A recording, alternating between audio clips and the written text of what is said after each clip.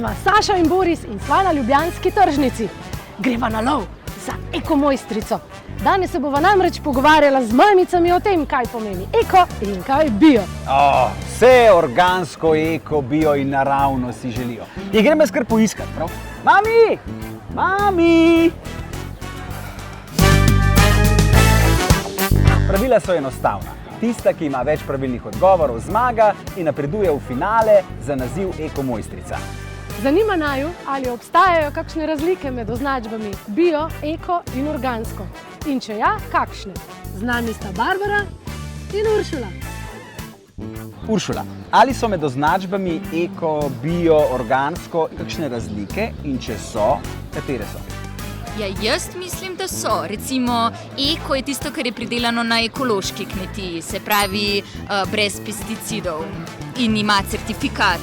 Biološko je tisto, kar je prav tako tam pridelano, ampak govorimo o samem izdelku, da v sebi nima teh pesticidov. Organsko je pa predvsem tisto, kar na kmetiji pridelamo na starodaven način, brez uporabe strojev, recimo res tako, kot so nekoč.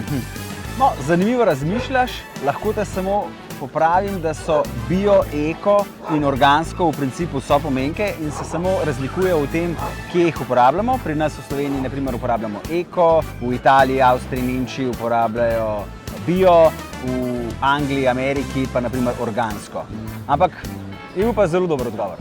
Ali je med označbami eko, bio, organsko kakšna razlika? In če misliš, da ja, kakšna? Za bio pa eko vem, da sta isto, ker gre v bistvu za izdelke, ki so iz ekoloških kmetij, torej pomeni, da imajo tudi certifikat in jih lahko pač kupimo v trgovini oziroma pri kmetih. Potem si pa rekla še kaj? Organsko? Organsko.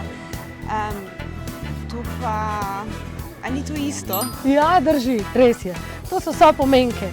Organsko, eko in bio.